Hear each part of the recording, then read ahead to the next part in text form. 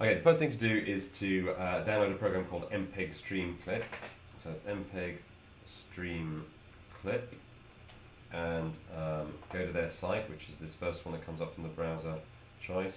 And you've got MPEG Stream Clip for Mac and MPEG Stream Clip for Windows.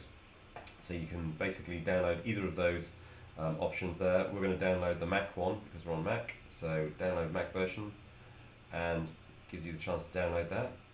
So it's downloading now. Just save it to your desktop there, and that's installed there. So you double click the file to install it, and it'll open it up there. And there it is. And if you're on a Mac, it's basically just pushing this into your applications folder, which will install it. We've already got it installed, so what we're now going to do is we're going to open MPEG Stream Clip, and this is what you're kind of faced with here. It may look a little bit complicated, but it's much easier than it looks. So we're now going to find the DVD to put in, and there is a DVD. So we're going to put this DVD in here.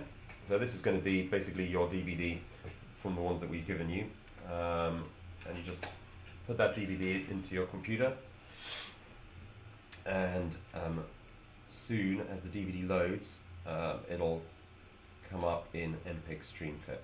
Now what we're doing here is we're basically turning whatever's on the DVD into a file that you will be able to edit on free software. For Mac it is Imovie, and for Windows it is Movie Maker 2. And with Mac I think it comes with the actual computer. With Movie Maker 2 I think you may have to just download it off the free site, but at the moment we'll just simply be turning this file into the correct format.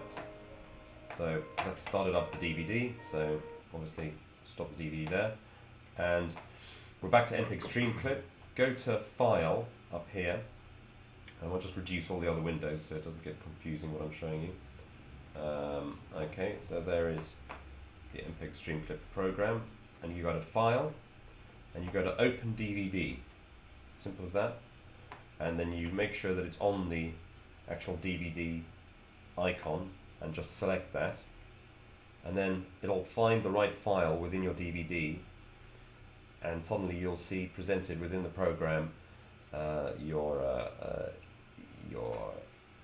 showreel. It's just taking time to load in there.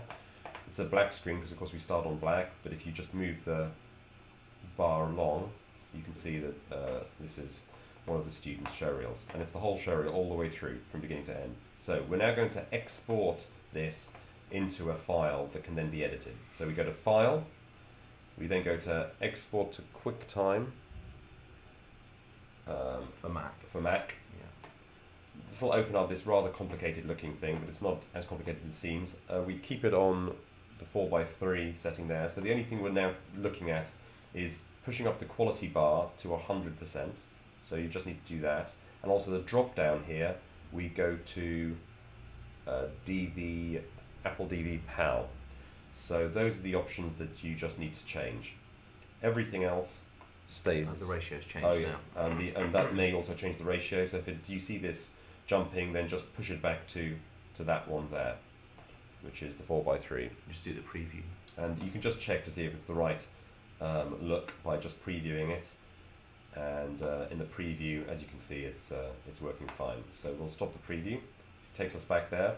So all those settings are exactly as they should be. Apple DV PAL, 100% quality, and on the frame size, it's this first one here.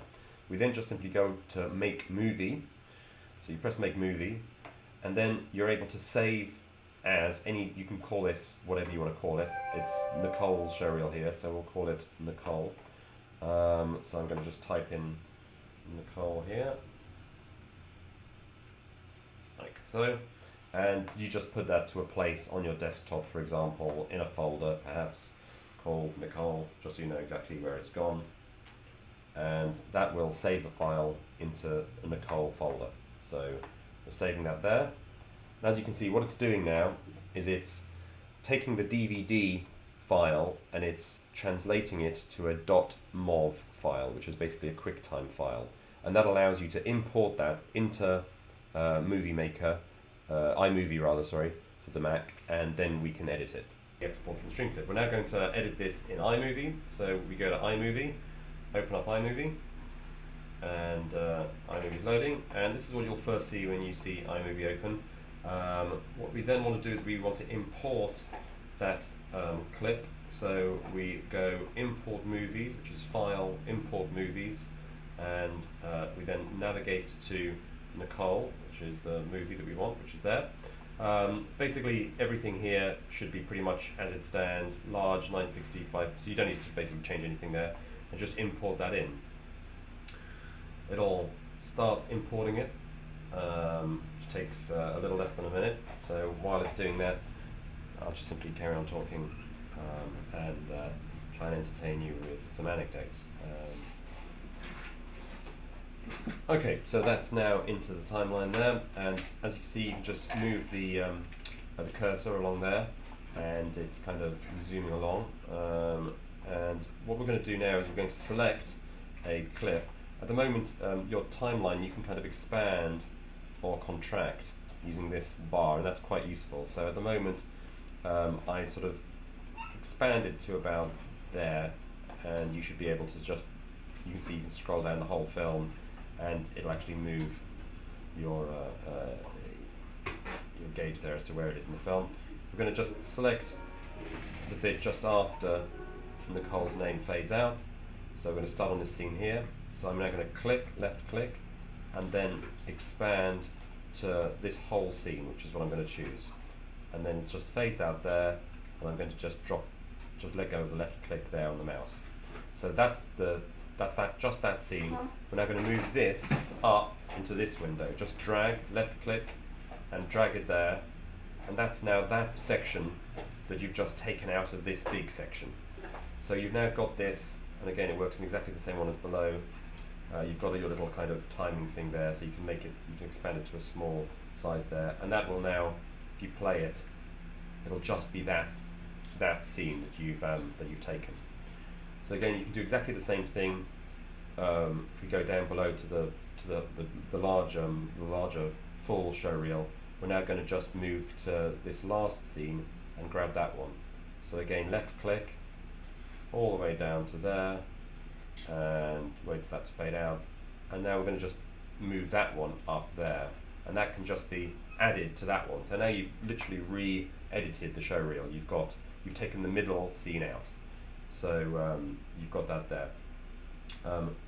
If you just play it from that particular point there, you'll be able to see that it stops there and then fades into that. What you can also do is you can choose that end there, and you can go to this button here, which is a transition button, and if you press it, it'll give you lots of different transitions, and usually the fade through black is a useful transition. If you need a transition, you can just literally drag that and drop it into your window there, and that'll add another transition there, and it'll give you an extra fade. So that's something else that you can do.